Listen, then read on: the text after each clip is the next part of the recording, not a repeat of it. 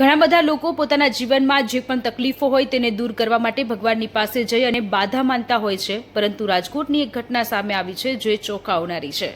રાજકોટના જીયાણા ગામે એક વ્યક્તિ કે જેમનું નામ અરવિંદભાઈ સરવૈયા કે જેઓએ ભગવાન પાસે જઈ અને માનતા માની કે તેમનું જે ઘર સંસાર ચાલી રહ્યું હતું, ઘર કંકાસ હતો તે દૂર થાય તે પ્રકારની માનતા માની, પરંતુ એ માનતા પૂરી ન થતાં અરવિંદભાઈએ 3 જેટલા મંદિરોને સળગાવી દીધા। જી હા, તમે સાચું સાંભળ્યું છે। માનતા પૂરી ન થતાં અરવિંદ સરવૈયાએ બંગલાવાડી મેલડી માતાજીનું મંદિર સળગાવ્યું, રામદેવ પીરના મંદિરમાં ટાયર સળગાવી અને જે અંદરની જે મૂર્તિ હતી તે નષ્ટ કરી, વાસંગી દાદાના મંદિરે તાળું હતું અને એની બહાર જે કપડાનો ઢગલો હતો એ કપડા પર આગ લગાવી દીધી। આખો મામલો પોલીસ સ્ટેશને પહોંચ્યો છે અને પોલીસ દ્વારા અરવિંદ સરવૈયાની અત્યારે ધરપકડ કરી લેવામાં આવી છે। પરંતુ તમે વિચારો કે લોકોની માનસિકતા કેવી છે। ભગવાન પાસેથી માંગ્યું પરંતુ ભગવાને ન આપ્યું, એટલા માટે આ પ્રકારનું કૃત્ય કર્યું છે।